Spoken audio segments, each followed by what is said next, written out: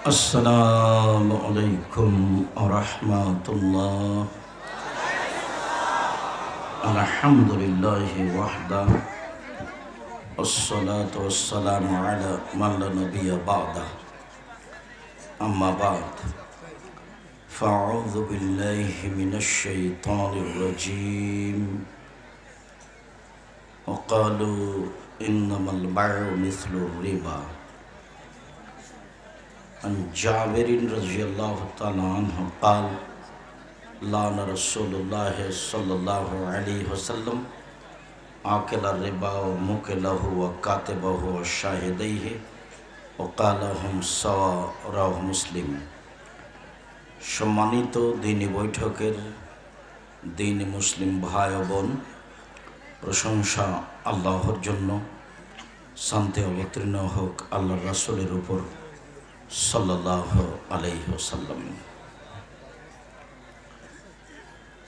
আজকের দিনে বৈঠকে সংক্ষিপ্ত সময়ে বক্তব্যের বিষয় সুদ ও ঘুষ।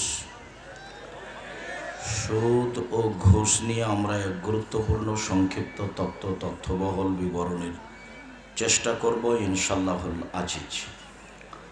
আপনারা যারা শ্রোতা এখানে এসেছেন বক্তব্য শুনতে, আপনাদের কিছু কর্ম, আপনাদের কিছু কথা, যারা মেহমান তাদেরকে ভালো লাগেনি, আমিও সেটাই মনে করছি। এই ছেলে, তোমাকে সাড়া দিতে হবে, চুপ থাকো, শরম করো না কেন, একটু লজ্জাবোধ করো, চুপ থাকো, অত সাড়া দিতে হবে কেন তোমাকে? সবাই যদি সাড়া দাও তাহলে পরিবেশটা থাকবে। আমি কথা বলবো, আর যারা মিডিয়ার লোক আছে তারা দাঁড়িয়ে থাকবে। এটা তুমি কি করে বুঝলে যে আমি সালাম দেওয়ার সাথে সাথে চিল্লাচিল্লি করতে লাগলে? আমি কথা বলবো আর মিডিয়ার লোকেরা দাঁড়িয়ে থাকবে আমার সামনে, তুমি কি আজকে নতুন চিনলে আমাকে?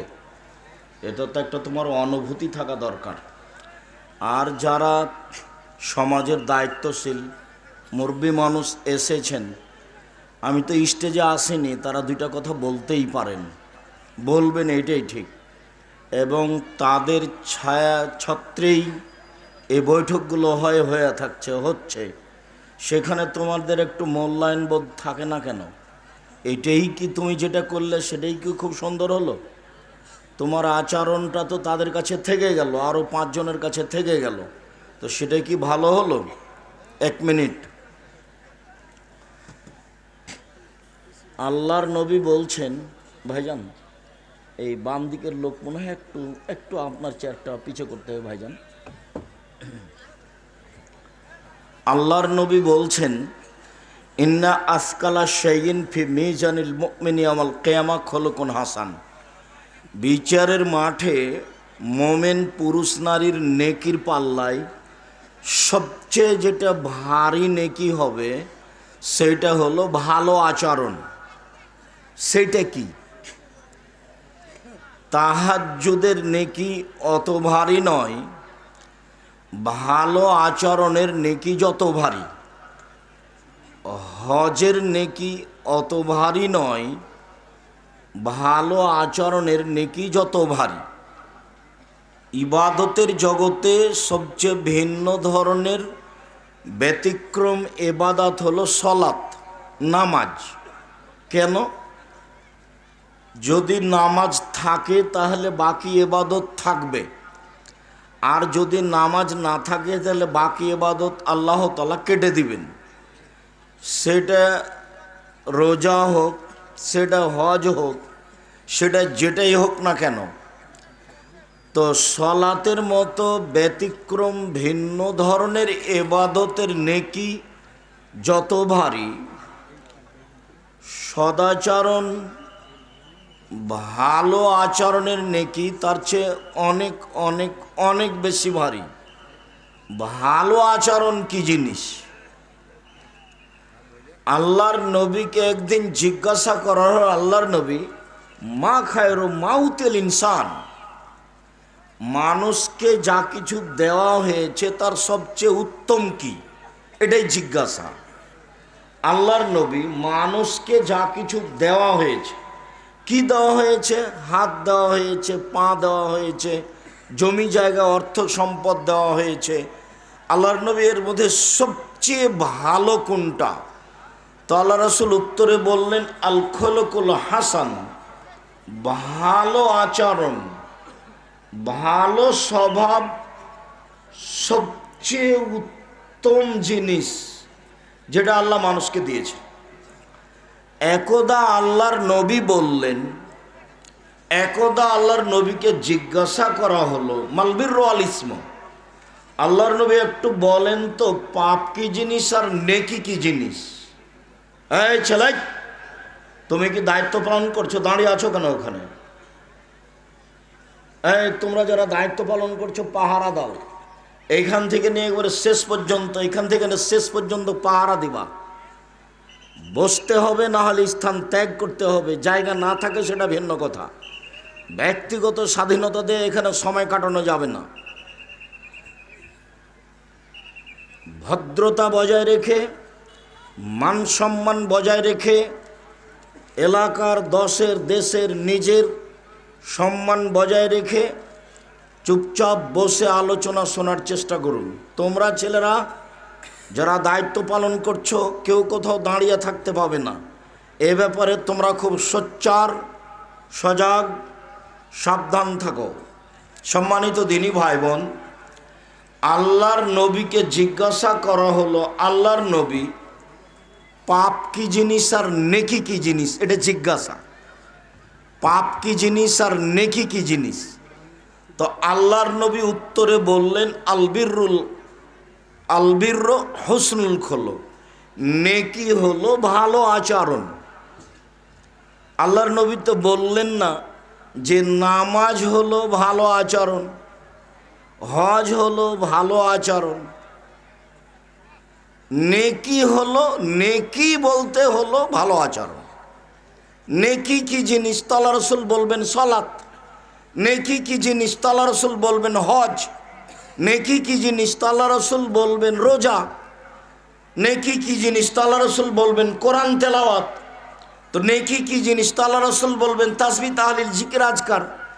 এই না বলে আল্লাহর নবী বললেন নেকি হলো ভালো আচরণ। ভালো আচরণ কি জিনিস? এটা কি কোনো খাওয়ার জিনিস? ভালো আচরণ কি জিনিস? আল্লাহর নবী একদা বলছেন, শোনো, ইন্না ফিল জান্নাতে লা গোরাব, জান্নাতে কতগুলি খুব দামি দামি ঘর আছে, উন্নত মানের পদার্থ দিয়ে তৈরি, যার বাহির থেকে ভিতর দেখা যায়, ভিতর থেকে বাহির দেখা যায়, খুব টক টক টক টক টক করছে, উন্নত মানের পদার্থ দিয়ে তৈরি। তো এইটুকু বলতেই আল্লাহ নবী বলছেন, সাহাবিগণ বলছেন, লেমান হাজি, আল্লাহর নবী এত দামি ঘর কে পাবে? এত দামি ঘর জান্নাতের কে পাবে? তো উত্তর আল্লাহ রাসূল বললেন, লেমান আলান আল কালামা, যারা আচরণ ভালো সেই পাবে। আচরণ কি জিনিস? যে তাহাজ্জুদ পড়বে সেই পাবে বলতে পারতেন, তা তো বললেন না। আচরণ কি জিনিস? আয়েশা রাদিয়াল্লাহু তাআলা আনহা বলেন, আল্লাহর নবী বলেছেন, ইন্নামাল মুমিন ইয়াজদু বিহুসনি খুলুকিহি দারাজা সায়েমুল কায়েম, তাহাজ্জুদ পড়ে যে নেকি হয়, নিয়মিত রোজা থেকে যে নেকি হয়, এক ভালো আচরণে সে নেকি হয়। একজন মোমেন পুরুষ নারী তাহাজ্জুদ পড়ে যে নেকি পায়, নিয়মিত রোজা থেকে যে নেকি পায়, দুইটার সমন্বয়ে যে নেকি হয়, ভালো আচরণে সে নেকি হয়। ভালো আচরণ কি জিনিস? কি জিনিস ভালো আচরণ? চিল্লা চিল্লি করে হইচই করে একটা ঘটিয়ে দিলেন, সেটাই কি ভালো আচরণ? সেটা তো আপনিও মানবেন না, আমিও তো মানব না, কেউ তো বলবেন এটা ভালো আচরণ। আল্লাহর নবী একদা বলছেন, পৃথিবীর মানুষ শোনে রেখো,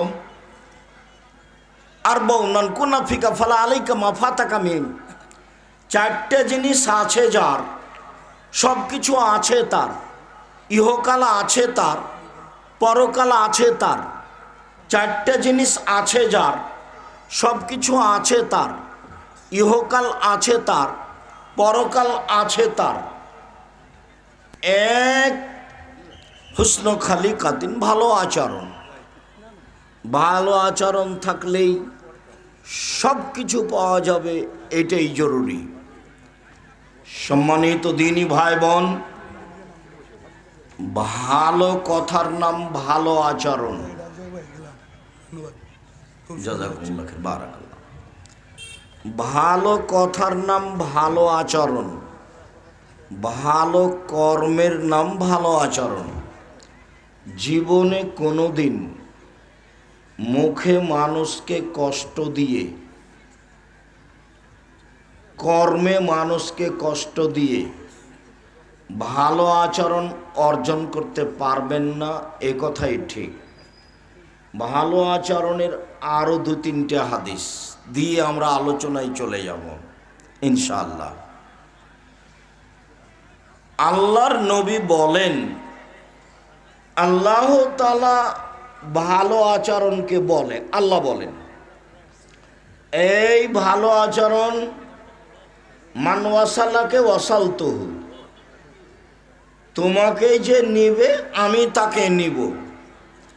এই ভালো আচরণ, মান কাতাকে কাতাতুহু, তোমাকে যে ছেড়ে দিবে আমি তাকে ছেড়ে দিব।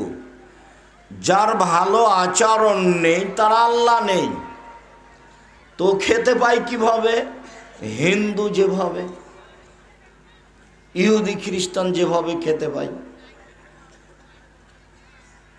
আয়েশা রাদিয়াল্লাহু তাআলা আনহা বলেন, ভালো আচরণ আল্লাহর আরশ ধরে ঝুলন্ত অবস্থায় আছে। ভালো আচরণ আল্লাহর আরশ ধরে ঝুলন্ত অবস্থায় আছে। তো ভালো আচরণ বলছে, কথা বলতে পারে। মান অসালানি অসালাহুল্লাহ, অমান কাতানি কাতাহুল্লাহ, যে আমাকে নিবে আল্লাহ তাকে নিবে, যে আমাকে ছেড়ে দিবে আল্লাহ তাকে ছেড়ে দিবে। ভালো আচরণ নেই যার, আল্লাহ নেই তার। আজ থেকে বাকি জীবন জোর করে কথা বলে, ক্ষমতা দেখিয়ে, দলীয় দাপটে আরেকজনকে অপমান করে, জেল হাজতে দিয়ে, বদনাম গীবাত করে জান্নাত কেনার চেষ্টা করিয়েন না, ভুল হিসাব। ফেরাউন ডুবে গেছে। যারা দিনী বোন আছেন গ্রাম অঞ্চল, প্রতিবেশীর সাথে বেশি কথা বলে, বস্তির মহিলা বলে নিজেকে পরিচয় দিয়ে, বস্তির মহিলা মানে, বস্তির মহিলা মানে যে যত মুখে বেশি খারাপ সেই তত মনে করে আমি জয়ী। ঝগড়া যদি লাগে তো বস্তির মহিলা নিজেকে সবচেয়ে জয়ী কখন মনে করে? যখন সবচেয়ে বেশি অশ্লীল কথা বলে প্রতিপক্ষকে ঠগিয়ে দিতে পারে, আর বলে যে একবারে মন ঠান্ডা করে বলেছি, যা বলার ছিল স্বাদ মিটিয়ে বলেছি। এ হলো বস্তির মহিলা, হিসাব নিকাশ নেই। আপনিও কি বস্তির মানুষ? কার উপরে রাগ করে 10টা কথা বলে নিয়ে না, তাকে খাটো করতে পারলেই আপনি ভালো? জি না। চলেন এ আলোচনায় শেষ হাদিস। মানুষের ভাগ্য লেখা হয়েছে পৃথিবী সৃষ্টির 50,000 বছর পূর্বে। মানুষের ভাগ্য লেখা হয়েছে পৃথিবী সৃষ্টির 50,000 বছর পূর্বে। 50,000 বছর পূর্বে যদি আমার নামে করোনা লেখা থাকে, আর আজ যদি আমি ঢাকা ফিউচার পার্কের মালিকের মতো বাহিরের পানি খাই, তবু আমাকে করোনা ধরবেই।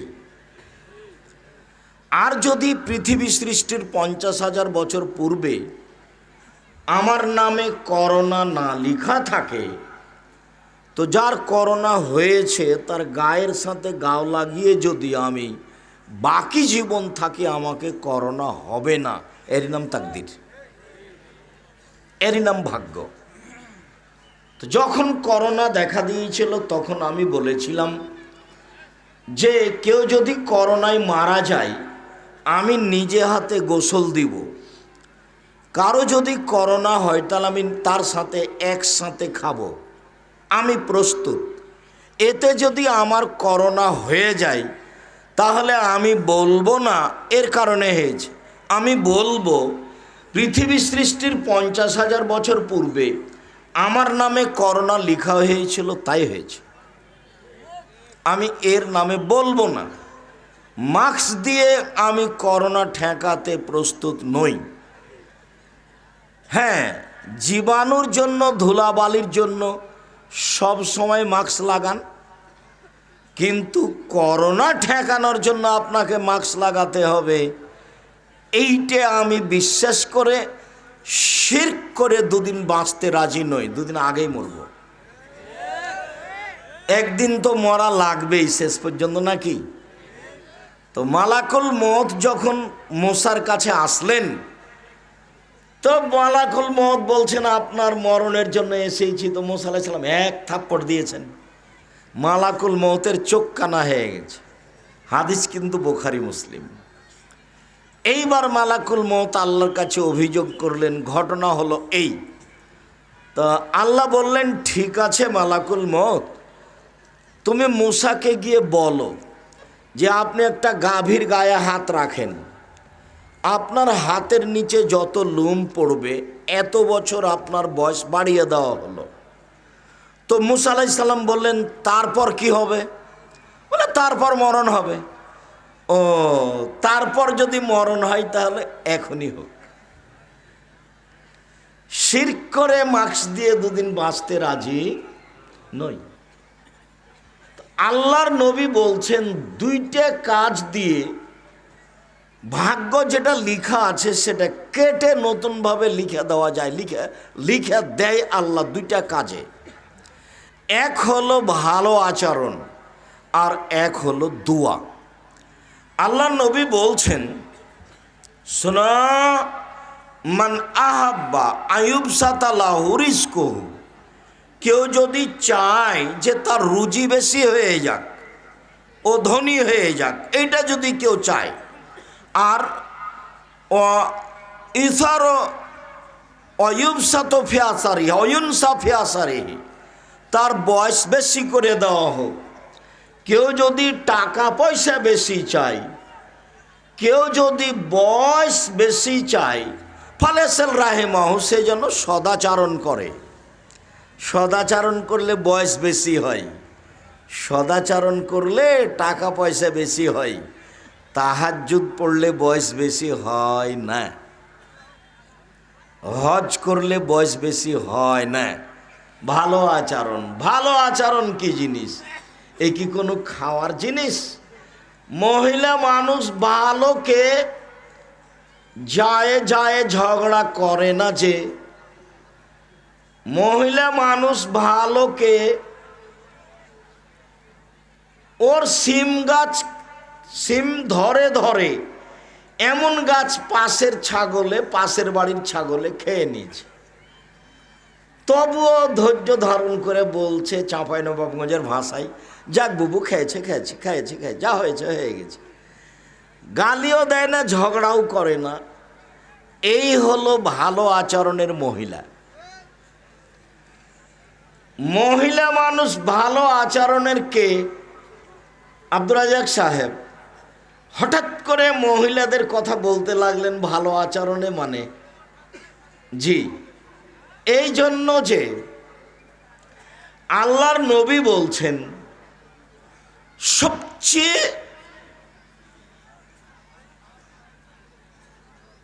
ভালো মানুষ ওই, সবচেয়ে দামি সম্পদ সেই, সবচেয়ে ভালো মানুষ সেই, সবচেয়ে দামি সম্পদ সেই কে? ভালো মহিলা, আলমারাতু সলেহা, ভালো স্ত্রী। আর দুনিয়া কুল্লোহা মাতা, সারা পৃথিবী সম্পদ। খায়রু মাতাই দুনিয়া আলমারাতু সলেহা, সবচেয়ে দামি সম্পদ ভালো নারী। ভালো নারী কে? আল্লাহ নবী বলছেন, চারটা জিনিস আছে যার, সব কিছু আছে তার। চারটা জিনিস নেই যার, কোনো কিছু নেই তার। চারটা জিনিস আছে যার, সব কিছু আছে তার। এক, আলমারাতু সলেহা, ভালো নারী, ভালো স্ত্রী। ভালো স্ত্রী কি জিনিস? সবচেয়ে দামি সম্পদ ভালো স্ত্রী। সবচেয়ে সুখের জীবনের জিনিস ভালো স্ত্রী। ভালো স্ত্রীকে এটা কি দিয়ে বোঝা যাবে?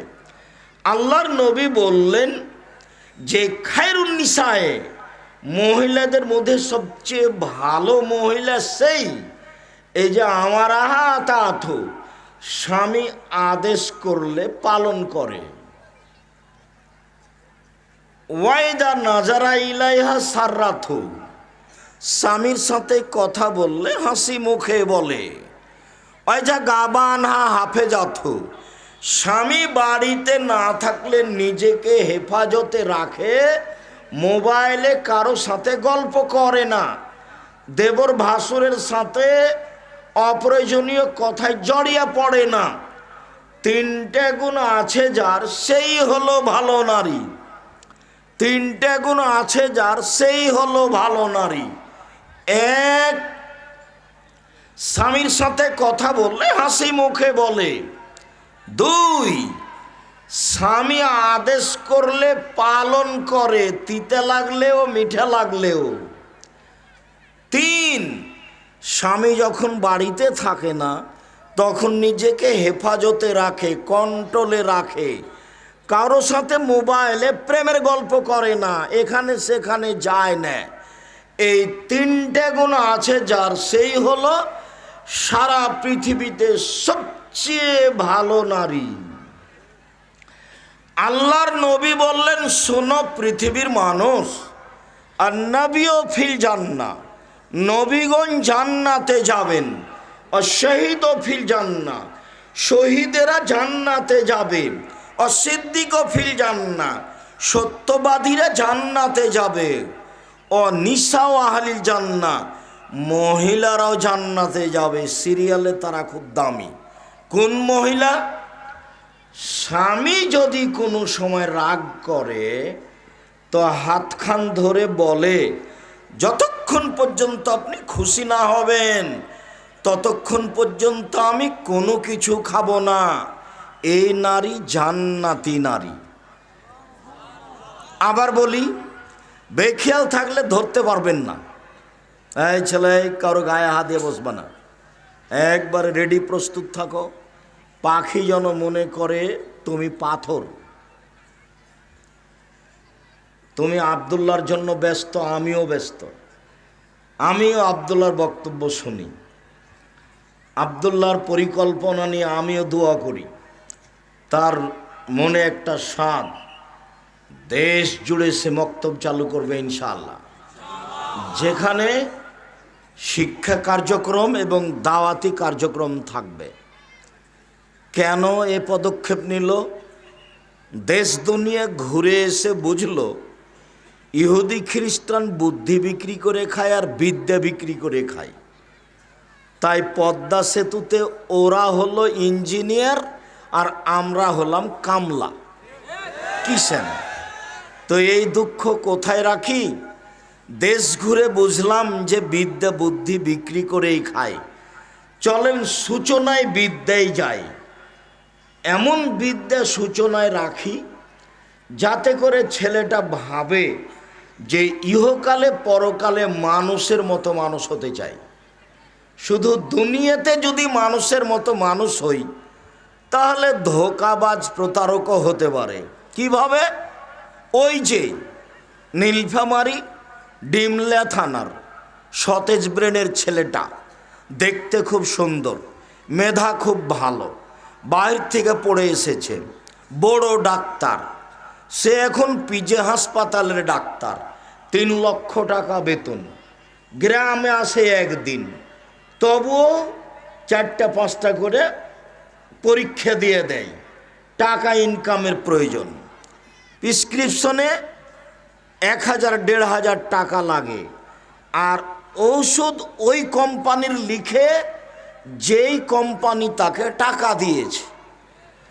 ও জানে যে এর চেয়ে ভালো কোম্পানি আছে, তারপরেও ও ওই টাকার আশায় এই কোম্পানির ওষুধ লিখে। আর সহযোগী যত আছে সবাই মেয়ে মানুষ, বেটি ছেলে। নীলফামারী, জলঢাকায়, ডিমলাতে নাকি কোনো পুরুষ মানুষ নেই। তো সেই কারণে তিনি এমন করছেন। তো মেধাবী ছেলে, দেখতেও সুন্দর, বাহির থেকে পড়ে এসেছে, 3 লক্ষ টাকা বেতন। সেই যদি এইভাবে প্রেসক্রিপশন লিখে, তাহলে তা আস্ত কষাই, একটা প্রতারক, ধোঁকাবাজ। আপনার টাকাটি লস। আপনি একে পড়িয়েছেন কেন? প্রতারণামূলক পড়তে রাজি নয়। শোনো, ওই ছেলেটা ভদ্র। সেই দিন ডিমলেতে এসে গাড়ি থেকে নামলো, দেখলাম গলায় টাই আছে, পরনে প্যান্ট আছে, টাকনোর নিচে আছে, দাড়ি চাঁচা আছে, হাতে সিগারেট আছে। এ অবস্থায় গাড়ি থেকে নামলো। একটু পরে বৌমা গাড়ি থেকে নামলো, হালকা হালকা কাপড় আছে। একটু পরে নাতনি গাড়ি থেকে নামলো, তেমন গায়ে কাপড় নেই। দেখলাম গাড়ির পিছন দিকে কুকুর আছে। কুকুর প্রিয় মানুষ হলো ইহুদি খ্রিস্টান। তো গাড়ির পিছনে কুকুরের মূর্তি আছে, না হয় কুকুর আছে, তো আপনার টাকাটি তো লস। আল্লাহর নবী বললেন বিদ্যা উঠে যাবে, মূর্খতা বেড়ে যাবে। তো ডিমলা থানায় 20 বছর পূর্বে যত শিক্ষিত মানুষ ছিল, আজকে তার চেয়ে কম না বেশি? বেশি। তাহলে আল্লাহর নবী মিথ্যা কথা বলেছেন? নাউজুবিল্লাহ মিন জালিক। আল্লাহ নবী বলেছেন বিদ্যা উঠে যাবে আর মূর্খতা বেড়ে যাবে। আল্লাহ নবী বলেছেন মূর্খতা বর্ষণ হবে আর বিদ্যা উঠে যাবে। তুমি এখন বলো যে এই ডাক্তার শিক্ষিত মানুষ, বলো দেখি এ ডাক্তার শিক্ষিত মানুষ নয়। এ সমাজের একটা কসাই, আস্ত প্রতারক, ধোঁকাবাজ। এরকম যত মানুষ আছে সমাজ সেবক হিসাবে, চেয়ারম্যান, মেম্বার, এমপি, ওসি, দারোগা, ডিসি, এডিসি, ডাক্তার, বড় ডাক্তার, আপনার গায়ের উপর দিয়ে আর একজন চলে গেলে মুখ খুলবেন না, মুখখানে একবার বন্ধ রাখবেন। আমি আপনার জন্য এসেছি শুধু রাজশাহী থেকে, আবার প্রোগ্রাম শেষে ঢাকা যাব ইনশাআল্লাহ। আর আপনিও কষ্ট করে এখানে এসেছেন। যারা ঢং করে বেশরমা হয়ে এসেছে, চলে গেছে, তারা তো গেছে। তা আপনি বসে আছেন, গল্প করছেন কেন? আপনার একটু শরম হয় না কেন? আপনার একটু হায়া লজ্জা হয় না কেন? আপনি মহিলা মানুষ, একবার মুখখান বন্ধ করে বসে থাকেন, চুপচাপ বসে থাকেন। আর একজন গায়ের উপরে চড়ে চলে গেলে মুখ খুলবেন না। এই মেয়ে, মুখ বন্ধ করো। চিল্লাচ্ছ কেন? তোমার স্বামী নেই? তোমার বাপ নেই? তোমাকে সতর্ক করে না? তোমার মা নেই? কেন তুমি চিল্লাচ্ছ? মহিলাদের জান্নাত সব খোলা। 1, 5 ওয়াক্ত সালাত, 2, রমজান মাসে রোজা, 3, স্বামীকে মেনে চলা, 4, জেনায় লিপ্ত না হওয়া। বাস 4টে জিনিস করলে জান্নাতের সব দরজা খোলা। 1, 5 ওয়াক্ত নামাজ, 2, রমজান মাসের রোজা, 3, স্বামীকে মেনে চলা, তিতা লাগলেও মিঠা লাগলেও। মাস মাস স্বামীর সাথে কথা বলেন না, সপ্তাহ সপ্তাহ স্বামীর সাথে কথা বলেন না। খাওয়ার টাইম হলে মেয়েকে বলেন, এই তোর বাপকে খাওয়ার দিয়ে। খাওয়ার টাইম হলে বৌমাকে বলেন, তোমার শ্বশুরকে খাওয়ার দিয়ে। আর আপনি কোনো সময় সামনে গেলে ঠ্যাকস করে গিলাসটা রেখে এদিকে চলে যান। এইটা কেন? আপনার ভালো না লাগলে সংসার ত্যাগ করেন, খোলা তালাক নিয়ে সংসার ত্যাগ করতে পারেন, কোনো সমস্যা নেই। এইভাবে ঝুলন্ত থাকেন কেন? তাকে মেনেই চলতে হবে, তিতা লাগলেও মিঠা লাগলেও। আব্দুর রাজ্জাক সাহেব থামেন থামেন থামেন, আমাদের পক্ষে একটু কথা বলছেন না কেন? ওর মুখ খারাপ, সেই জন্য আমি তাকে মেনে নিতে পারি না। মুখ খারাপ যার, তার ভালো আচরণ নেই। আমি বহুবার বলেছি, স্ত্রীকে কটু কথা বলা যাবে না, গালি দেওয়া যাবে না, নিন্দা করা যাবে না। ওই পুরুষ মানুষ ভালো যে স্ত্রীর হক দেয়, যে স্ত্রীর হক দেয় না সে হলো বদ কামিনা মানুষ। স্ত্রীর হক কি? এই ছেলে বসো, ব্যস্ত হয়ে পড়লে তুমি ঢং ঢং করে এত দূরে কিভাবে যাবা? তুমি একটু ধৈর্যের পরিচয় দিতে হবে, কষ্ট হলেও। আমরা লম্বা আলোচনা করব না, এই কথাই ঠিক। আমরা আসতে অনেক দেরি করেছি।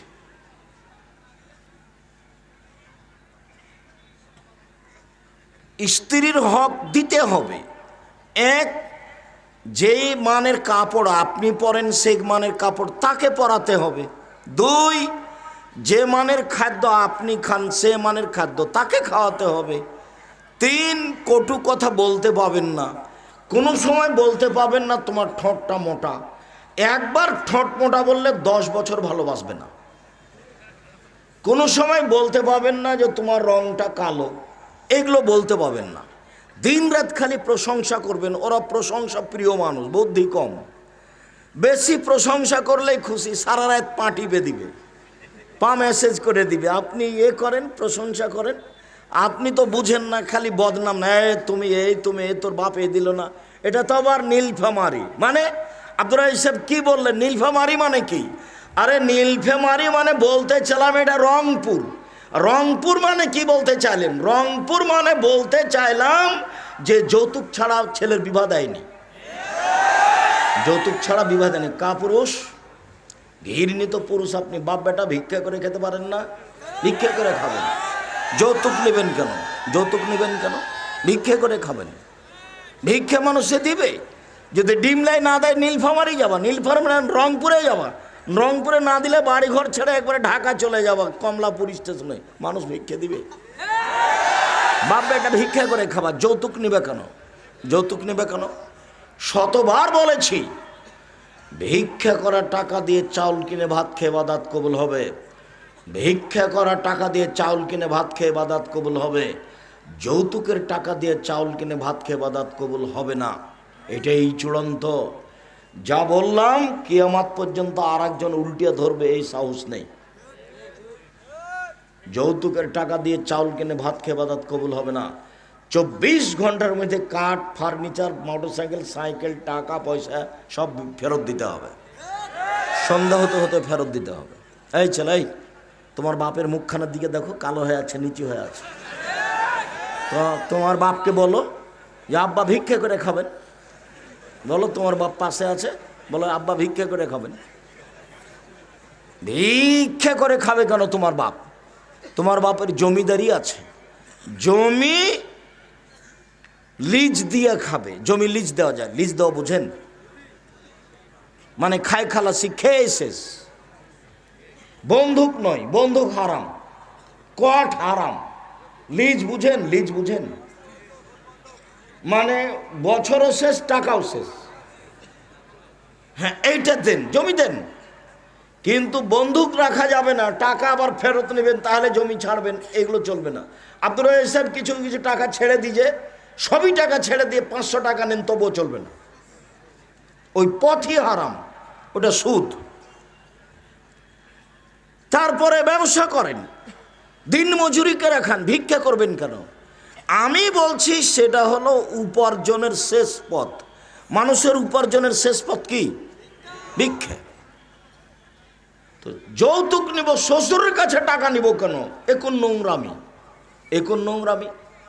যা টাকা নিয়েছো ফেরত দিবা, 24 ঘন্টায় ফেরত দিতে হবে। সম্মানিত দিনী ভাই বোন, অনুরোধ করে যাচ্ছি, ভুল বুঝিয়েন না। তাহলে কি আব্দুর রাজ্জাক সাহেব রংপুরে এরকমই হয়? আমার তদন্তে সারা বাংলাদেশ জুড়ে যা আমি খোঁজ নিয়েছি, তাতে বৃহত্তর রংপুর যত জেলা, দিনাজপুর যত জেলা, এই দুটা জেলাতে বেশি হয়। রংপুর, লালমনিরহাট, নীলফামারী, কুড়িগ্রাম, পঞ্চগড়, ঠাকুরগাঁ, গাইবান্ধা, এইসবগুলো বেশি আছে। জয়পুরহাট, বগুড়া এবার কমতে থাকবে। গাইবান্ধা, রংপুর, লালমনিরহাট, নীলফামারী এরা বুঝে নিয়েছে যে টাকা দিয়েই, টাকা নিয়েই ছেলের বিবাহ দিতে হয়। এরা কি বুঝে নিয়েছে? টাকা নিয়েই ছেলের বিবাহ দিতে হবে, এটাই বুঝে নিয়েছে। আগে ভিক্ষে নিতে হবে জুলুম করে, তারপরে ছেলের বিবাহ দিবে। টাকা ফেরত দিবেন। কাপুরুষ, টাকা নিয়েছেন কেন? আব্দুর রাজ্জাক সাহেব এত শক্তভাবে বলছেন কেন? আপনাকে শক্তভাবে বলে আপনাকে কথা স্মরণ করাতে চাচ্ছি। এত নোংরা কাজ, 5 ওয়াক্ত নামাজ পড়েন, তাহাজ্জুদ পড়েন, কেন করবেন? এত আপনার হারামখোর সাদ কেন? সম্মানিত দিনী ভাই বোন, বলছিলাম পাপের জগতে সুদের পাপের যে ভাষা উল্লেখ করা হয়েছে, এরকম কোনো ভাষা আর কোনো পাপের জন্য উল্লেখ করা হয়নি। অবাক পাপ পৃথিবীতে, সুদের পাপ। অবাক ভাষা পৃথিবীতে, পাপের নামে অবাক ভাষা। পাপের জগতে সবচেয়ে ভিন্ন ধরনের ভারী অবাক ভাষা ব্যবহার করা হয়েছে সুদের পাপের। 1 মিনিট। রাসূল সাল্লাল্লাহু আলাইহি সাল্লাম বলেন, মায়াকুল দিরহাম রেবাহ ইয়ালাম আসাদ্দু মিন সিত্তাতি ওয়া সালাসিনা জিনিয়া।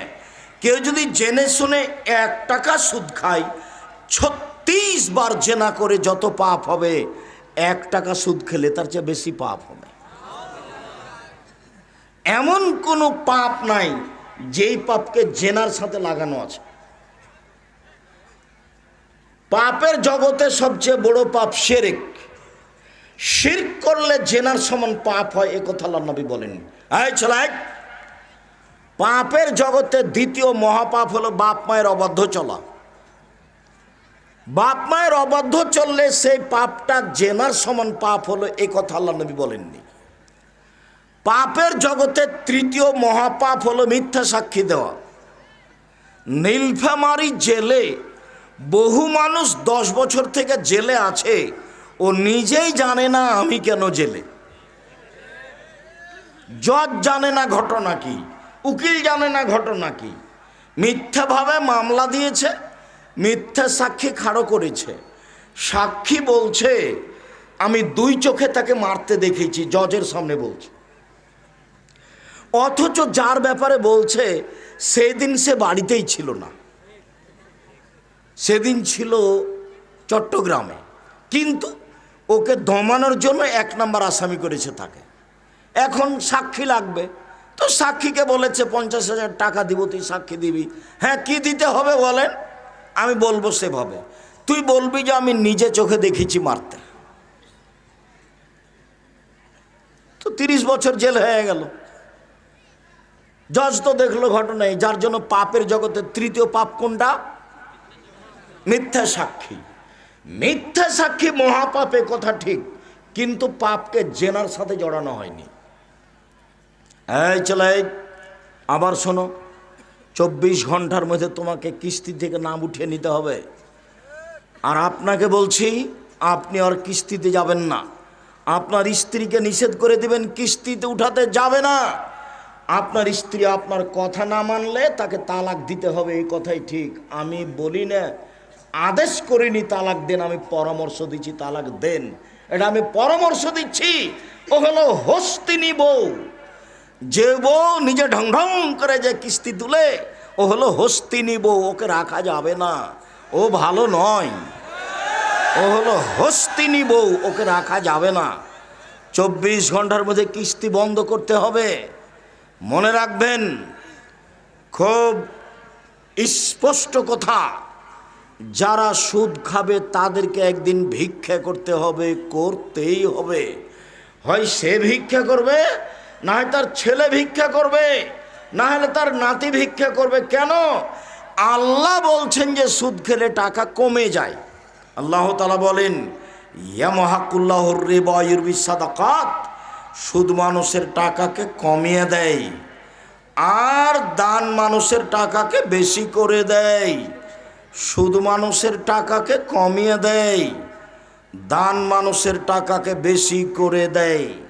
আল্লাহ নবী বলছেন ইন্নার রিবা ওয়া ইন কাসরা ফাইনা আকিবাতাহু ইলা কাল্লিন, সুদ যদিও বাহ্যিকভাবে টাকা বেশি মনে হয়, যদিও সুদের বাহ্যিকভাবে টাকা বেশি মনে হয়, কিন্তু তার শেষ পরিণতি হলে নিঃস্ব। আল্লাহর নবী বলছেন সুদ খেলে মানুষ নিঃস্ব হবে। আল্লাহ বলছেন সুদ খেলে মানুষের টাকা কমে যাবে। আমি কোরআন এবং হাদিসকে সামনে রেখে বললাম সুদ খেলে মানুষ ভিক্ষুক হবে। সব টাকা দেশের দুই একজনের কাছে চলে যাবে, দেশের সব দেশের টাকা দুই একটা দেশে চলে যাবে, দুই একটা দেশ ধনী হয়ে যাবে, বাকিগুলি দেউলিয়া হয়ে যাবে। কিছু পরিবার ধনী হয়ে যাবে, বাকি পরিবার দেউলিয়া হয়ে যাবে। যেহেতু আল্লাহ বলেছেন টাকা কমে যাবে, যেহেতু নবী বলেছেন টাকা কমে যাবে, কাজে এখান থেকে ফিরে আসার আর কোনো পথ নেই, তাকে ভিক্ষুক হতেই হবে। অবাক যে সুদের পাপের যেই ভাষা, সুদের পাপের যেই ভাষা, আর জগতে এরকম কোনো পাপ নাই যার ভাষা এরকম। এক মিনিট, আল্লাহ রাসূল বলছেন যে সুদের পাপের 70টি স্তর রয়েছে, ছোট থেকে বড়, বড় থেকে ছোট। সুদের পাপের 70টি ভাগ রয়েছে, বড় ছোট থেকে বড়, বড় থেকে ছোট। সবচেয়ে ছোট ভাগ হলো মার সাথে জেনা করলে যেমন পাপ হয়, এই ভাষা আর কোনো পাপে নেই। দেখুন আপনাকে একটা দেখাই, 4টে পাপের ফলাফল জাহান্নাম। এক, আখ কোন, বাপ মাকে মানে না যে সে জাহান্নামে যাবে। 2, কাম্মার, জুয়া খেলে যে সে জাহান্নামে যাবে। 3, মান্নান, খোটা দেয় যে সে জাহান্নামে যাবে। 4, নিয়মিত বিড়ি, তামাক, জর্দা, সিগারেট, গুল, নেশাদার দ্রব্য খায়, পান করে যে সে জাহান্নামে যাবে। তো জাহান্নামে যাবে বললেন আল্লাহর নবী, কিন্তু বললেন না এই 4টার কোনোটাতেই কেউ যদি নেশাদার দ্রব্য পান করে তাহলে সে মায়ের সাথে জেনা করলো, এই কথা বলেননি। আমি মনে হয় বুঝাতে পারি না কথা, কথা মানে সুদের পাপের যে ভাষা, অন্য কোনো পাপের সাথে এই ভাষা উল্লেখ হয়নি। অবাক। হ্যাঁ, মদের পাপের মান খুব ভারী, মদের পাপের মান খুব ভারী। কেউ যদি একদিন মদ খায় তাহলে 40 দিন আল্লাহকে নিজের দিকে করতে পারবে না। এই পাপের মান গতি খুব ভারী। কেউ যদি নেশাদার দ্রব্য পান করে 40 দিন তার নামাজ কবুল হবে না, তার মান খুব ভারী। কেউ যদি নেশাদার দ্রব্য পান করে তাহলে তার পাপ হবে মূর্তি পূজার মতো। সরস্বতী, ভগবতী, কালী, দুর্গা এদের পূজা করলে যেমন পাপ হয়, বিড়ি, তামাক, জর্দা, সিগারেট, গুল, নেশাদার দ্রব্য খেলে পান করলে তেমন পাপ হয়। মদের পাপের মান খুব ভারী, কিন্তু সুদের পাপের মতো ভাষা নয়। সম্মানিত দিনী ভাই বোন, এই ছেলে, যারা দায়িত্ব পালন করছো তাদের আবারও সতর্ক করছি, শোনো, বাইরে কেউ কোথায় 2 জন দাঁড়িয়ে কথা বলতে পাবে না। যদি বাইরে রাস্তায় 2 জন দাঁড়িয়ে কথা বলে এটা তোমাদের অযোগ্যতা। তোমরা জানো হাজারো লাখো মানুষের সমাগম হবে, এ কথাই ঠিক। সবার প্রিয় আব্দুল্লাহ আসবে, স্বাদ করে সবাই দেখতে আসবে, আমিও সেই স্বাদের। মানুষজন অনেক আসবে, এ কথাই ঠিক। তোমার প্রস্তুতি নাই কেন? আব্দুল্লাহ প্রতিষ্ঠানের জরুরি 2টা কারণে আসেনি। বিদেশি মেহমানের কারণে আর প্রতিষ্ঠানের একটা জরুরি কাজের কারণে ও আমাকে নিজে বলল, আব্বু আমাকে তো যেতে হয়, আমি তো নিজে ওয়াদা দিয়েছি। তা আমি বললাম ঠিক আছে আব্বু, এ তো মিল খাচ্ছে না, অবস্থা তো খুব জটিল, আমি যাব, আমি বলে দেবো মানুষকে তুমি আসতে পারোনি, সময় আসবে ইনশাল্লাহ। তুমি তো উত্তরবঙ্গে মক্তব নিয়ে খুব ব্যস্ত আছো, তুমি তো ঘরে ঘরে যাবা ইনশাল্লাহ। তো আজকে আর তোমাকে এই পরিস্থিতিতে যাওয়া লাগবে না, আমি যাচ্ছি। সেই কারণে আমি এসেছি, আব্দুল্লাহ আসতে পারিনি। মনে যেন কারো দুর্বলতা না থাকে, বা এটা যেন কেউ না বলে ওয়াদা করে আসেনি, এই হলো সমস্যা, যার কারণে আসতে পারেনি। ওই সময় একটা কথা আমার মনে পড়েছিল, মহিলাদের কণ্ঠে যেই হাদিসটা আমি যখন তখনই বলি যে মহিলাটা চিল্লাচ্ছে কেন, মহিলাটার নখে নেইল পালিশ কেন, মহিলাটার নখটা বড় কেন, মহিলাটা চিল্লাচ্ছে কেন, ওর কপালে টিপ কেন, ওর পরনে ফ্যাশন বোরকা কেন, ওর পরনে ফ্যাশন বোরকা কেন, ওর কপালে টিপ কেন, ওর নখটা বড় হয়ে আছে কেন, তার নখে নেইল পালিশ কেন। আদর্শ পরিবারে এক জায়গাতে উল্লেখ আছে, নাসির উদ্দিন আলবানী রাহিমাহুল্লাহ সে ইতিহাসটা পেশ করেছেন। ইহুদি খ্রিস্টানদের পতিতালয়ের মেয়েদের বৈশিষ্ট্য হলো নখে নেইল পালিশ দেওয়া। ইহুদি খ্রিস্টানদের পতিতালয়ের মেয়েদের বৈশিষ্ট্য হলো নখ বড় রাখা ও নখে নেইল পালিশ দেওয়া। এই ভাষায় যদি বুঝতে না পারি তাহলে গ্রামের ভাষায় বলি, ইহুদি খ্রিস্টানদের বেশ্যালয়ের মেয়েদের বৈশিষ্ট্য হলো নখ বড় করা এবং নখে নেইল পালিশ দেওয়া। তো আমার মেয়েরও যে নখ বড় আছে, নখে নেইল পালিশ আছে, তাহলে আপনি তার সৎ বাপ। আর ওর যেটা মা, আপনার যেটা স্ত্রী, ওটা তার সৎ মা। কেন? আল্লাহর নবী তো মাকে পাহারাদার বলেছেন। এক মিনিট, জাবের বলছেন আল্লাহর নবী আমাকে বললেন সবাই তোমরা থাকো, আমরা সকালে বাড়ি যাব। তা আমি বললাম আল্লাহর নবী আমি নতুন বিবাহ করেছি, আমাকে বাড়ি যেতে দেন। তা আল্লাহ রাসূল বলেন, ও তুমি নতুন বিবাহ করেছ, তো কুমারী মেয়ে বিবাহ করেছো না তালাক প্রাপ্তা মেয়ে বিবাহ করেছো? তো আমি বললাম তালাক প্রাপ্তা মেয়ে বিবাহ করেছি। তো তিনি বললেন কুমারী মেয়ে কেন বিবাহ করলে না, তুমি তার সাথে খেলতে, ও তোমার সাথে খেলতো। তো আমি বললাম দেখেন আল্লাহর নবী, আমার আব্বা উহুদের যুদ্ধে শহীদ হয়েছেন 9 জন মেয়ে রেখে, আমার 9 জন বোন আছে। আমি আমার বোনদের সমবয়সের মেয়েকে বিবাহ করা পছন্দ করিনি 4টে কারণে। এটা মনে করতে হবে। এই ছেলে, ওই যে নাগালের বাইরে কথা বলছো তো আর বুঝতে পারে না যে আমরা তার কথা শুনতে পাচ্ছি। ও তো একটা বোকা ছেলে, চিল্লাচিল্লি করছে আর হেঁটে বেড়াচ্ছে।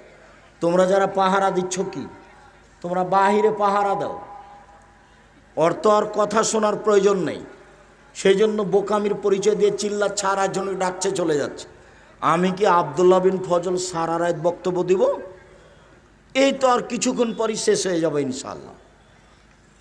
আল্লাহর নবী, আমার বাপ উহুদের যুদ্ধে শহীদ হয়েছেন 9 জন মেয়ে রেখে, আমার 9 জন বোন আছে। আমার বোনদের সমবয়সের মেয়েকে বিবাহ করতে চায়নি আল্লাহর নবী 4টা কারণে। 1, লেতুয়াল্লেমা হুন্না, আমার স্ত্রী যেন আমার বোনদেরকে বিদ্যা শিখাতে পারে। 2, অলে তুয়াদ্দেবা হুন্না, আমার স্ত্রী যেন আমার বোনদেরকে শিষ্টাচার শিখাতে পারে। 3, অলে তুরাজ্জেলা হুন্না, আমার স্ত্রী যেন আমার বোনদের মাথার চুল চিরুনি করে সাজগোজ করে রাখতে পারে।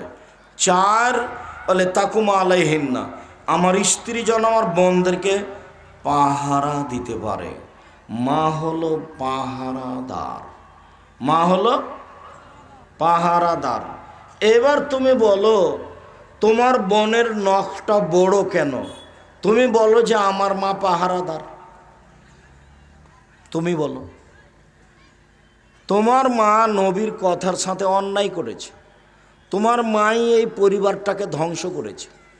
তোমার মা মা নয়, হয় সৎ মা, নয় সে খালা, না হয় সে বুঝে না। বাপে বিবাহ দিয়েছে, স্বামীর ঘরে গেছে, তাই তার ছেলে মেয়ে হয়ে গেছে। সে জানে না মা কাকে বলে। এই ছেলে, শুনে রেখো, তোমার বোন তো কথা বুঝবে না, এখনো তো তার কথা বন্ধ হলো না। ঢং ঢং করে এসেছে, ঢং ঢং করে যাচ্ছে আর গল্প করছে, যাচ্ছে আর গল্প করছে। কেন? তোমার বাপের কারণে। তোমার বাপ একজন কাপুরুষ মানুষ, বিবাহ করা ঠিক হয়নি। আল্লাহ নবী বলছেন, দেখো যুবক মানুষ, তোমরা বিবাহ করো, যদি ক্ষমতা থাকে তাহলে বিবাহ করো। ক্ষমতা, ক্ষমতা এক মোহর, ক্ষমতা দুই শারীরিক ক্ষমতা, ক্ষমতা তিন কন্ট্রোল ক্ষমতা। এই এই কোথায় যাচ্ছিস? এবার পিঠে চামড়া তুলে দেবো, দাঁত খুলে দেবো, বাইরে গেলে পানি এনে দেবো আমি, প্রয়োজনীয় জিনিস ব্যবস্থা করবো আমি, তুমি বাইরে যাচ্ছ কেন? এটা তো নীলফামারী। আবার নীলফামারী বলে কি বলতে চাইলেন? নীলফামারী রংপুর বলে বলতে চাইলাম। এইটা একটা ঘর, ওইটা একটা ঘর, মধ্যে গরুর গাড়ি, রাস্তায় একটা বাড়িও ঘেরা নাই, ফাঁকা জায়গায় বউ বাস করে, এটা বলতে চাইলাম। ভিক্ষে করে বাড়ির চতুর্দিক ঘেরা রাখতে হবে, জরুরি। একটা দরজা থাকবে যেখান থেকে সালাম দিয়ে ঢুকতে হবে।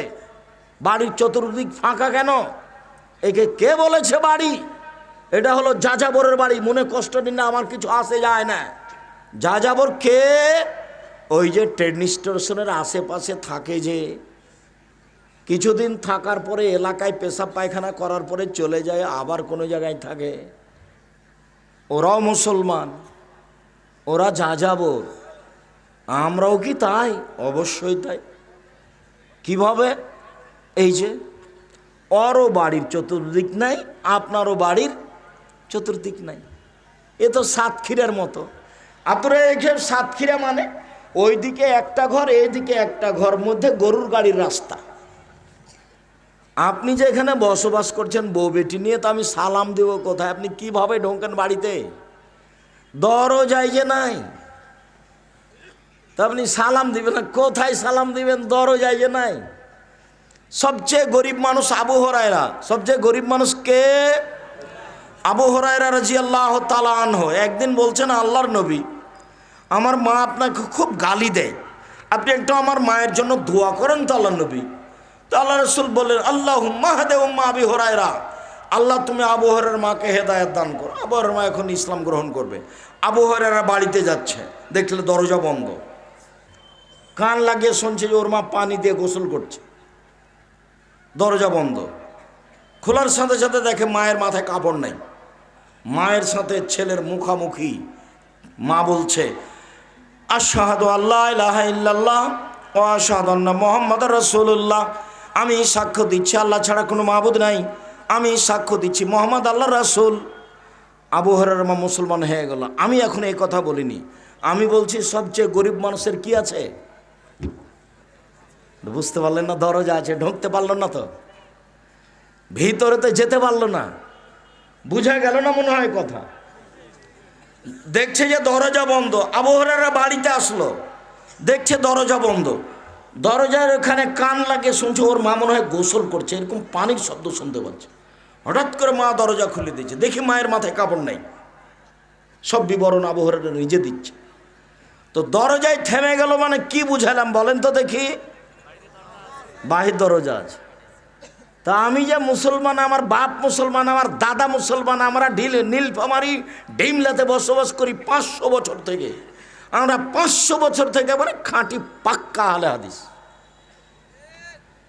তারপরেও বাড়ি এরকম হলো, এবার আহলে হাদিস। আহলে হাদিস মানে এরকম। জি, এই ছেলে, তোমার মায়ের জন্য 4টে জিনিস জরুরি। এক, মাকে বিদ্যা শিখাতে হবে। 2, শিষ্টাচার শিখাতে হবে।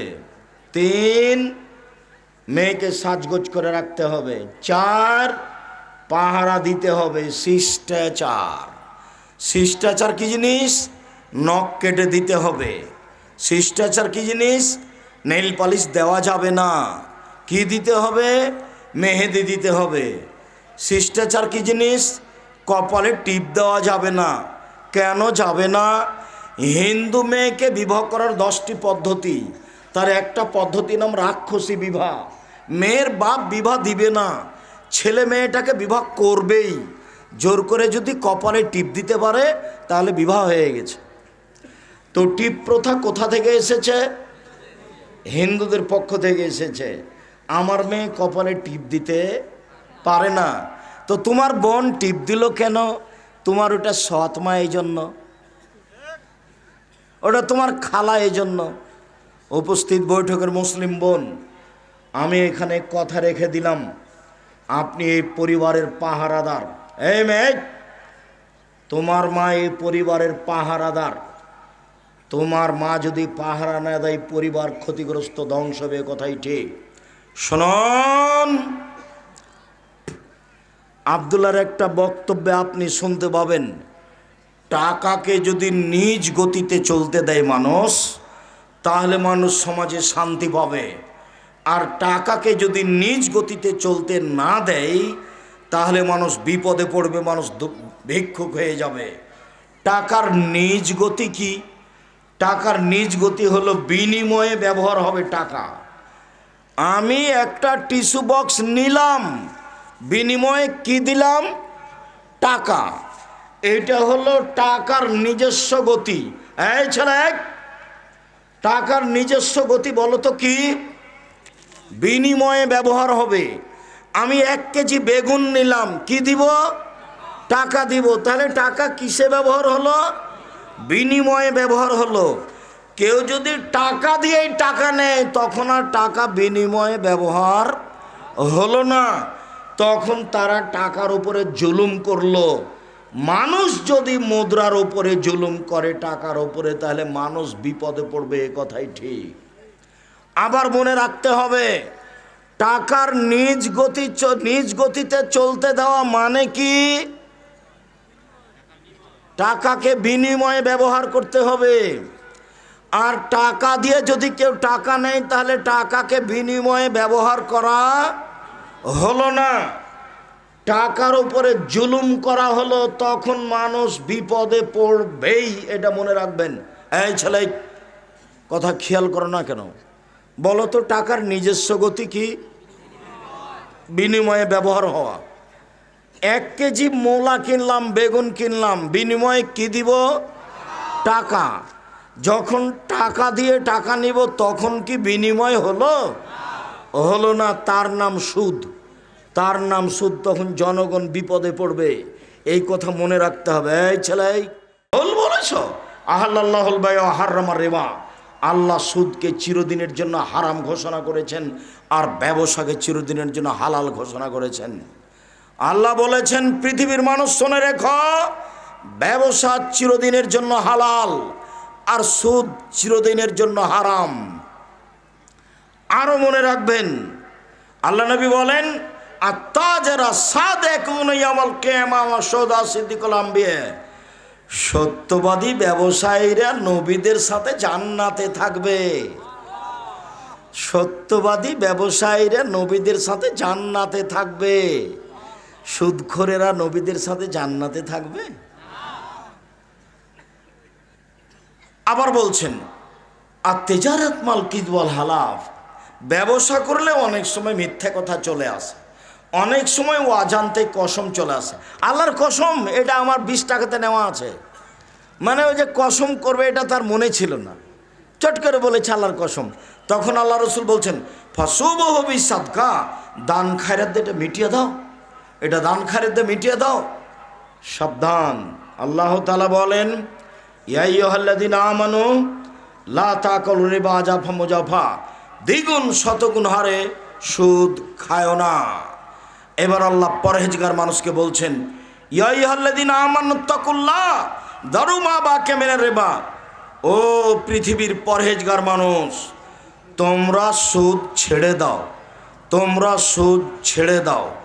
রাসূল সাল্লাল্লাহু আলাইহি ওয়াসাল্লাম বলেন, যে সুদ খায় তার উপরে অভিশাপ, যে সুদ নেই তার উপরে অভিশাপ, যে সুদের সাক্ষী থাকে তার উপরে অভিশাপ, যে সুদের অঙ্ক কষে তার উপরে অভিশাপ। সবাই সমান। সুদ খায় যে ও যত পাপী, সুদ দেয় যে সেও তত পাপী, সুদের সাক্ষী থাকে যে সেও তত পাপী, সুদের অঙ্ক কষে যে সেও তত পাপী। বাংলাদেশে এমন কোনো ব্যাংকিং ব্যবস্থা নেই যেটা সুদ মুক্ত। বাংলাদেশের মাটিতে এমন কোনো ইন্স্যুরেন্স নেই যেটা সুদ মুক্ত। এই ছেলে, প্রয়োজনে ভিক্ষা করে খাবো। ভিক্ষা করে খাবো কেন? দিন মজুরি করে খাবো। সারাদিন কাজ করব, 500 টাকা পাবো, সুন্দর করে সালাত আদায় করে ঘুমিয়ে যাব, কোনো চিন্তা নাই। পরের দিন আবার কাজে যাব, 500 টাকা পাবো। চাল ডাল কিনবো, আহাল পরিবার নিয়ে খাবো, হিসাব লাগে না, কিতাব লাগে না, কিছুই লাগে না, মরবো, সব শেষ, কোনো ঝামেলা নেই। দিন মজুরি করে খাবো, প্রয়োজনে দিন মজুরি করে খাবো। সুদের সাথে সম্পৃক্ত হতে রাজি নই। সুদ চিরদিনের জন্য হারাম। যেই শরীর হারাম উপায়ে বাড়ে সুদের টাকাতে, ও জাহান নামে যাবে। সুদের টাকাতে যেই শরীর বাড়ে, ছেলে মেয়ে লালন পালন হয়, ও জাহান নামে যাবে। ব্যাংকে চাকরি করে, লোন নিয়ে বাড়ি করেছে 5 তলা, ছেলে মেয়ে খুশিতে আছে। 1 টাকা সুদ খেলে 36 বার জেনা করে যত পাপ হবে, 1 টাকা সুদ খেলে তার চেয়ে বেশি পাপ হবে। সুদের পাপের 17টি ভাগ রয়েছে, ছোট থেকে বড়, বড় থেকে ছোট। সবচেয়ে ছোট পাপ হলো মার সাথে জেনা করলে যেমন পাপ হয়। এক খেলে আমার দিকে চেয়ে থাকবেন। আমি সুদের একটা বাক্য পেশ করব, মর্মে একটা লম্বা হাদিস পেশ করছি। এক খেলে আমার দিকে চেয়ে থাকবেন। এই ছেলে, বসো। আপনি আমার দিকে চেয়ে না থাকলে আপনি ধরতে পারবেন না। আমি আরবি না বলে শুধু বাংলা শোনাচ্ছি, হাদিস বুখারী। এক খেলে চেয়ে থাকবেন, এক জায়গাতে সুদের আলোচনা আসবে। আল্লাহর নবী ফজরের সলাতের পরে সাহাবীদেরকে জিজ্ঞাসা করতেন, তোমরা কি রাতে স্বপ্নে কিছু দেখেছ? কেউ যদি কোনো কিছু স্বপ্নে দেখতো তো আল্লাহর নবীর সামনে বলতো, তখন আল্লাহর নবী তাবির করে দিতেন। তাই একদিন আল্লাহর নবী সকালে বলছেন, সঙ্গী সাথী, আজ কি স্বপ্নে কিছু দেখেছ? জি না, আমরা কিছু দেখিনি। তা আল্লাহ রাসূল বলছেন, আরে শোনো শোনো, আমি আজকে রাত্রে স্বপ্নে দেখলাম যে 2 জন মানুষ এসে আমার 2 হাত ধরলো, 2 হাত ধরে আমাকে টেনে বাইতুল মুকাদ্দাসের দিকে নিয়ে যাচ্ছে। যেতে যেতে দেখি একটা লোক দাঁড়িয়ে আছে আর একটা লোক বসে আছে। যে লোকটা দাঁড়িয়ে আছে তার হাতে একটা লোহার বাঁকা লাঠি আছে। লোহার বাঁকা লাঠিটা তার মুখের ডান দিকে ঢোকাচ্ছে, চিরে পিছন দিকে নিয়ে যাচ্ছে। আবার লাঠিটা বের করে বাম দিকে লাগাচ্ছে, চিরে পিছন দিকে নিয়ে যাচ্ছে। যেতে না যেতেই দেখি মুখের ডান দিক ঠিক হয়ে গেছে, আবার লাগাচ্ছে। আমি বললাম, একই দৃশ্য। তারা 2 জন বললেন, চলতে থাকেন। আমি আর কিছু না বলে চলতে থাকলাম।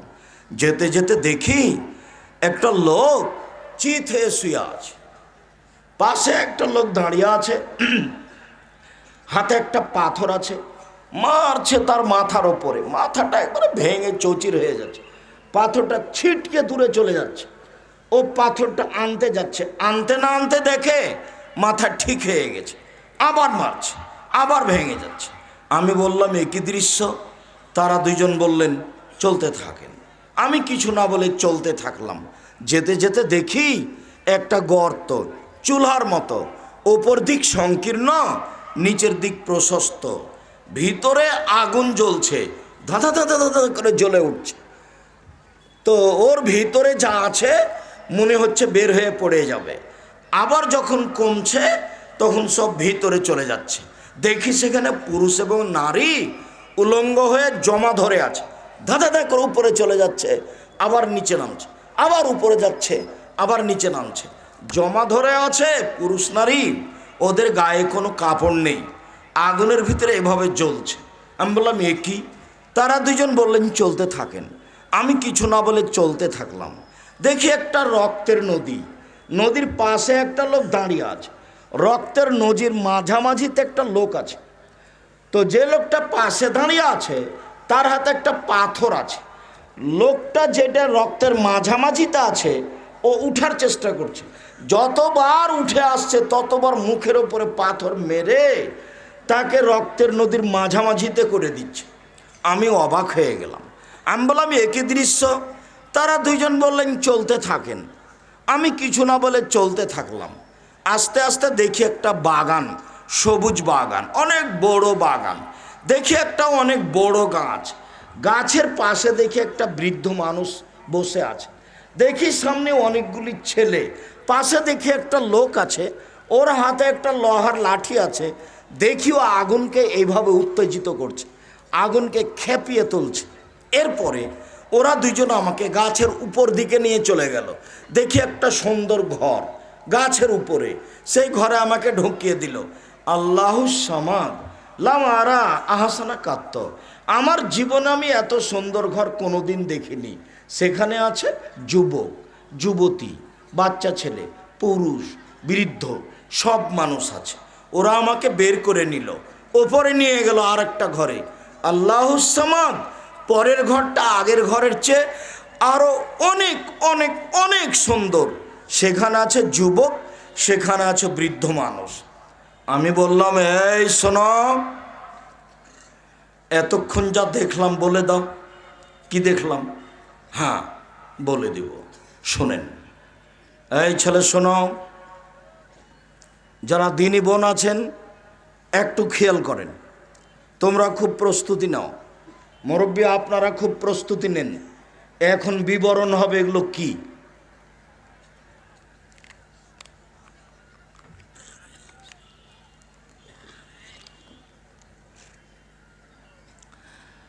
ওই যে আপনি দেখলেন যার মুখের ডান দিকে লোহা ঢুকিয়ে মুখটা চিরে ফেলা হচ্ছে, ও রাজুলুন কাযযাব, মিথ্যা কথা বলতো।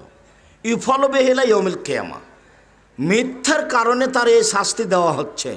বিচারের দিন পর্যন্ত এই শাস্তি চলবে।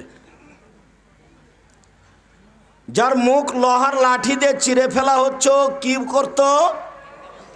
মিথ্যা বলতো।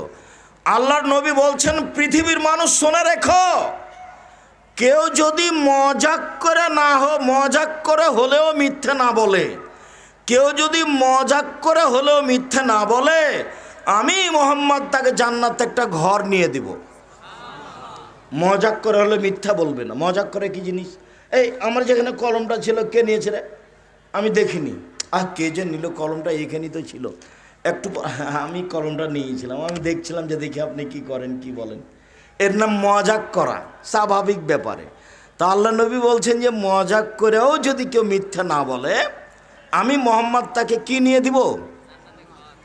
জান্নাতে একটা ঘর নিয়ে দিব।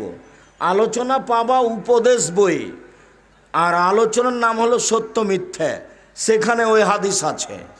এরপরে যে আপনি দেখলেন যে লোকটার মাথাকে পাথর দিয়ে ভেঙে চৌচির করে দেওয়া হচ্ছে, উনি হচ্ছেন মাওলানা মানুষ, আলেম মানুষ। উনি রাতে তাহাজ্জুদ পড়েননি, কোরআন পড়েননি, দিনে কোরআন অনুযায়ী আমল করেননি, সেই জন্য তার মাথাকে ফাটিয়ে দেওয়া হচ্ছে। মাওলানা মানুষ, মাওলানা মানুষকে সম্মান করতে হবে, এ কথাই ঠিক। কেন? আল্লাহর নবী বলেছেন আল উলামা ওয়ারাসাতুল আম্বিয়া, আলেম ওলামা নবীগণের উত্তরাধিকারী, ওরা নবীগণের কাজ করে, তাদের সম্মান করতে হবে, এ কথাই ঠিক। তবে তাদের ব্যাপারে সাবধান থাকতে হবে, এ কথাও ঠিক। কেন? ওই যে আল্লাহ নবী বলেছেন জাহান্নাম উদ্বোধন হবে কাকে দিয়ে? মাওলানা সাহেবকে দিয়ে। হাদিস বুখারী মুসলিম। অত্র হাদিসে মাথা ফাটিয়ে দেওয়া হচ্ছে কার? মাওলানা সাহেবের। অন্য এক হাদিসে আছে যে মাওলানা সাহেবের জিহ্বাকে আগুনের কেঁচি দিয়ে কেটে দেওয়া হচ্ছে। কেন? উনি বক্তব্য দিতেন, ওই অনুপাতে আমল করতেন না, সেই জন্য জিহ্বা কেটে দেওয়া হচ্ছে। মাওলানা মানুষ কত বড় বিপদে আছে ও নিজেই জানে না। শোনো, এই ছেলে দেখো, এদিকে দেখো, দেখো তো এখানে আছে নাকি, এই যে দেখো না, বানানো দোয়া, এক পৃষ্ঠে বানানো দোয়া। এগুলো কোন ছাপা এতে দেওয়া নেই, হয়তো বা প্রথম দিকে কোথাও আছে। এক পৃষ্ঠে বানানো দোয়া দেওয়া আছে, ওটা মাওলানা সাহেব করেছে, মানুষে বানিয়ে কোরআন মাজিদের গায়ে দোয়া লিখে দিয়েছে, তো মাওলানা মানুষ। তারপরে যে আপনি দেখলেন পুরুষ নারী উলঙ্গ অবস্থায় ধাঁধা ধাঁধা করে জ্বলছে, উপরে চলে যাচ্ছে, জমা ধরে আছে, এরা হচ্ছে ব্যভিচার, ব্যভিচারিণী। মনে রাখবেন, জেনা মহাপাপ। অবিবাহ অবস্থায় জেনা করলে তাকে 100 লাঠি পিটিয়ে এলা থেকে তাড়িয়ে দিতে হবে। বিবাহ করার পরে জেনায় লিপ্ত হলে ইট ঢেল পাথর দিয়ে তাকে মেরে মেরে মেরে ফেলতে হবে, এটাই চূড়ান্ত হিসাব। জেনাই একটা পাপ, বেঁচে থাকার অন্তত সুযোগ নেই। বিবাহ করার পরে জেনায় লিপ্ত হলে তার বেঁচে থাকার কোনো সুযোগ নেই। কান্নাকাটি করে তোবা করলে তা পাপ ক্ষমা হবে, সেটা ভিন্ন কথা। এই ছেলে ধাঁধা ধাঁধা করে উপরে চলে যাচ্ছে, জমা ধরে আছে, নিচে নেমে আসছে, এরা কারা? ব্যভিচার, ব্যভিচারিণী। আল্লাহ নবী বলছেন, তারা দুইজন আমাকে নিয়ে যাচ্ছেন, হঠাৎ দেখি অনেক মানুষ ফুলে ফেঁপে বিশাল বিশাল হয়ে আছে, 30 হাত 40 হাত মোটা হয়ে আছে, গন্ধে টিকা যায় না, এত গন্ধ। মনে হচ্ছে যেন গ্রামের টয়লেট, মনে হচ্ছে যেন গণশৌচাগার, মনে হচ্ছে যেন গ্রামের টয়লেট, মনে হচ্ছে যেন গণশৌচাগার, এত গন্ধ, ফুলে আছে, ফেঁপে আছে। আমি বললাম, জিবরাইল এরা কারা? ছি ছি ছি ছি, এত কেন গন্ধ, এত কেন মোটা, এত কেন দুর্গন্ধ, এত কেন মোটা? তখন জিবরাইল বলছেন, আল্লাহর নবী, অহমদ জোনাতা জাওয়ানি, এরা হলো ব্যভিচার, ব্যভিচারিণী। আল্লাহ নবী আবার বলছেন, পৃথিবীর মানুষ শুনে রেখো, ব্যভিচার মহিলার, ব্যভিচারিণী মহিলার লজ্জাস্থানের গন্ধে জাহান্নামীরা জাহান্নামে টিকতে পারবে না। এক জমা ধরে আছে উলঙ্গ অবস্থায়, এরা কারা? ব্যভিচার, ব্যভিচারিণী, জেনাকার, জেনাকারিণী। আরেকটা ফুলে ফেঁপে মোটা হয়ে আছে, দুর্গন্ধে টিকা যায় না, এরা কারা? জেনাকার, জেনাকারিণী, ব্যভিচার, ব্যভিচারিণী। কেউ জানতে না পারলে আল্লাহ জানে। তুমি আজকে জেনা ছেড়ে দাও, তওবা করো, জান্নাত হবে ইনশাআল্লাহ। আল্লাহ বলেছেন, অনাহা নাফসানিল হাওয়া ফাইনাল জান্নাতে হিয়াল মাওয়া। কেউ যদি নিজের প্রবৃত্তিকে ত্যাগ করতে পারে, অশ্লীল কাজকে ত্যাগ করতে পারে, আমি আল্লাহ তাকে জান্নাতুল মাওয়া দিয়ে দিলাম। তুমি তওবা করো, কান্নাকাটি করো, জিন্দেগিতে তুমি আর মেয়ের সাথে মোবাইলে কথা বলো না। এখান থেকে উঠার পূর্বে যত মেয়ের নাম্বার আছে তুমি মিটিয়ে দে, উঠবা এখান থেকে, তওবা করে উঠে বক্তব্যের সাথে মুনাফিকি করো না। তুমি বোকা ছেলে, যে মেয়ের সাথে তুমি কথা বলো, ওই মেয়ের সাথে আরো হাজারো পুরুষ কথা বলে। তুমি একটা ঘৃণিত পুরুষ, তোমার লজ্জা হয় না, তোমার শরম হয় না, তোমার হায়া হয় না, তোমার ইতস্তবোধ হয় না যে আর একজনের সাথে জেনায় জড়িয়ে পড়ে তুমি তার সাথে কথা বলো। এই বোকা মেয়ে, তোমাকে বলছি, তুমি জাতিকে ধ্বংস করেছো, তোমার বাপকে ধ্বংস করেছো, তোমার বংশকে ধ্বংস করেছো, তুমি সমাজকে নষ্ট করেছো। বোকা মেয়ে, তুমি যেই ছেলের সাথে কথা বলো, ওই ছেলে আরো হাজারো মেয়ের সাথে কথা বলে। আল্লাহর নবী বলছেন, একজন পুরুষের জেনার সম্পর্ক থাকবে হাজারো পুরুষ নারীর সাথে, একজন পুরুষের জেনার সম্পর্ক থাকবে হাজারো নারীর সাথে। এটা হারা জুনা তাহারো জাল হেমারে। গাধা যেমন গাধীর সাথে মিলে লজ্জা বুঝে না, ষাঁড় যেমন গাভীর সাথে মিলে লজ্জা জানে না, মানুষ তেমন খোলা মাঠে জেনা করবে, লজ্জা বুঝবে না। মানুষ তেমন খোলা মাঠে জেনা করবে, লজ্জা বুঝবে না। সেই সময় চলে এসেছে, সাবধান সম্মানিত দিনী ভাই বোন। তারপরে যে আপনি দেখলেন, ওই যে রক্তের নদীতে পড়ে আছে, কথা চলবে না এখানে, ওই যে রক্তের নদীতে পড়ে আছে, ইনি হচ্ছেন সুদখোর। এই ছেলে, তিনটা কথা তোমাকে মনে রাখতে হবে, ব্যক্তিগত কথা নয়, মুহাম্মদ সাল্লাল্লাহু আলাইহি সাল্লামের কথা। এক, কেউ যদি 1 টাকা সুদ খায়, 36 বার জেনা করে যত পাপ হবে, 1 টাকায় সুদ খেলে তার চেয়ে বেশি পাপ হবে। 2, সুদের ছোট পাপ হলো মার সাথে জেনা করলে যেমন পাপ হয়। 3, যে সুদ খাবে তাকে রক্তের নদীতে ফেলে দিয়ে 5 থেকে পাথর মেরে তার মুখকে ভেঙে চৌচির করা হবে। 24 ঘন্টার মধ্যে ব্যাংকে যত সুদের লেনদেন আছে সব বন্ধ করতে হবে। সুদ নিয়ে ব্যবসা করা তওবা করতে হবে। আল্লাহ নবী দিন রাত একটা কথা বলতেন, আউযু বিকা মিনাল মা'আসিমাল মাগরাম, আল্লাহ তুমি আমাকে রক্ষা করো বড় পাপ হতে, তুমি আমাকে বাঁচাও ঋণ কর্জ হতে, তুমি আমাকে বাঁচাও বড় পাপ হতে, তুমি আমাকে বাঁচাও ঋণ কর্জ হতে। ঋণ কর্জ আছে যার জানাজা হবে না তার, ঋণ কর্জ আছে যার জানাজা হবে না তার।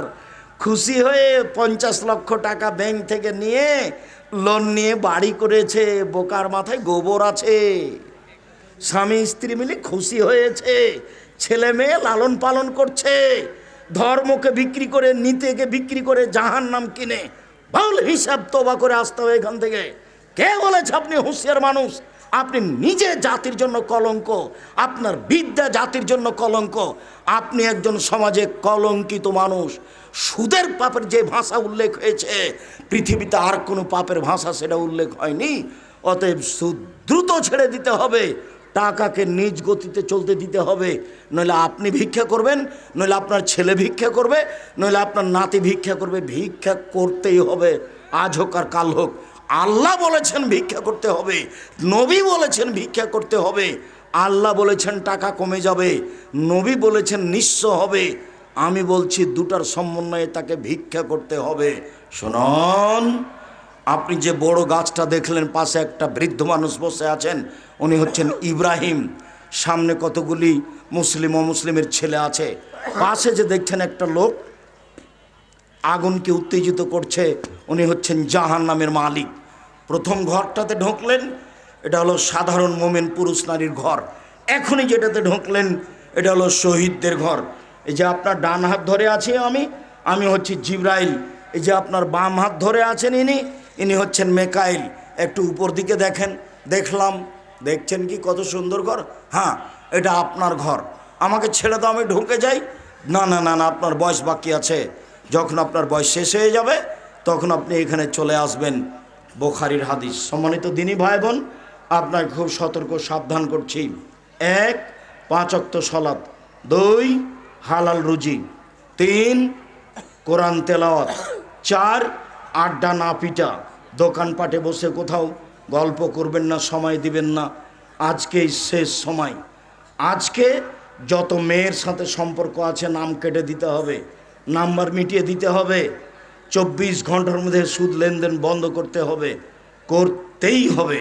সম্মানিত দিনী ভাই বোন, বিষয়টি খুব ভালোভাবে মূল্যায়ন করার অনুরোধ জানিয়ে মার্চের 7, 8 আপনাদের সবচেয়ে বড় প্রতিষ্ঠান, বিশাল প্রতিষ্ঠান জামিয়া সালাফিয়া, যেখানে 5000 ছেলে মেয়ে পড়াশোনা করে, 300 জন শিক্ষক শিক্ষিকা রয়েছেন, প্রতি মাসে 32 লক্ষ বেতন লাগে।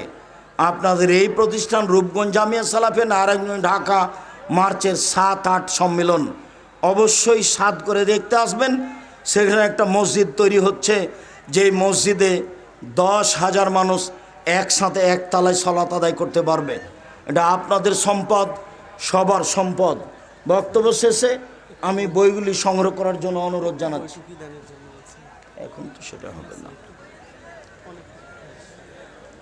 যারা আপনারা আছেন সহযোগিতা করেন তারা তো এখনই কথা বলছে, সেটা আগে বলতে হতো। আর ওই স্টেজে সব বই আছে। আব্দুল্লাহ যে পরিকল্পনা, যেটা সিলেবাস, সেটা আছে আদর্শ নারী, আদর্শ পুরুষ, আর আদর্শ শিক্ষা আব্দুল্লাহর, আর ওই যে আব্দুল্লাহ লিখা যেটা কায়দা মক্তব পরিচালনার জন্য। বইগুলি সব স্টেজে আছে। কেন হব অবরোধবাসিনী, রংপুর মহিলা বেগম রোকেয়া লিখেছে অবরোধবাসিনী, পাল্টা লেখা আছে কেন হব অবরোধবাসিনী, কেন এই নির্যাতন, কি তার প্রতিকার। দিনী বোনদেরকে এই বইগুলি সংগ্রহ করতে বলছি। বিশেষভাবে আল ইতেসাম পত্রিকা, ইতেসাম পত্রিকা সবাই সকলকেই, টাকা না থাকলে আর একজনের কাছ থেকে 30টা টাকা নিয়ে একটা আলিতে সম্পত্তিকে নিয়ে যাবেন, কেউ ছেড়ে যাবেন না। আমার দিনী ভাই বোনকে বইগুলি নেওয়ার জন্য অনুরোধ জানাচ্ছি। আব্দুল্লাহর বইটা আছে মিন্নাতুল বারি, বুখারীর ব্যতিক্রম ব্যাখ্যা মিন্নাতুল বারি। আর নতুন ফেকার একটা বই আছে ফিকহুস সালাফ, আর তাওজিহুল কোরআন আছে। সব বইগুলি আপনারা নিয়ে যাওয়ার চেষ্টা করবেন। দিন প্রচারের এটা একটা বড় মাধ্যম। শুকরিয়া। যারা প্রশাসনের লোক আছেন তাদের শুকরিয়া আদায় করি। যারা সমাজ সেবক বড় বড় দায়িত্বশীল আছেন তাদের শুকরিয়া আদায় করি। যারা এই পদক্ষেপ নিয়েছে কাজের তাদের শুকরিয়া আদায় করি। আপনারা দূর দূরান্ত থেকে এসেছেন প্রোগ্রামের জন্য, বক্তব্য শোনার জন্য, আপনাদের শুকরিয়া আদায় করি। সকল দিনী ভাই বোনের শুকরিয়া আদায় করে আজকের মতো কথা এখানে শেষ করলাম। সুবহানাকাল্লাহুম্মা ওয়া বিহামদিকা আশহাদু আল্লা ইলাহা ইল্লা আনতা আস্তাগফিরুকা ওয়া আতুবু ইলাইক। আসসালামু আলাইকুম ওয়া রাহমাতুল্লাহ। ওই বাহিরে চাদর আছে, দাওয়ালার ছেলেরা সাহায্য চাচ্ছে আপনাদের কাছে। 10 টাকা হোক, 50 টাকা হোক, 500 টাকা হোক, 100 টাকা হোক, কেউ খালি চলে যায় না। দান ভিন্ন জিনিস, সবাই সহযোগিতা করে যাবেন। আল্লাহ আপনাদের কবুল করুক, আল্লাহুম্মা আমিন। আসসালামু আলাইকুম ওয়া রাহমাতুল্লাহ। তোমরা নিজেরা বলতে পারো। আব্দুল্লাহ ভাই ফোন দিছিল, প্রশ্ন উত্তর দিয়ে বানাচ্ছি।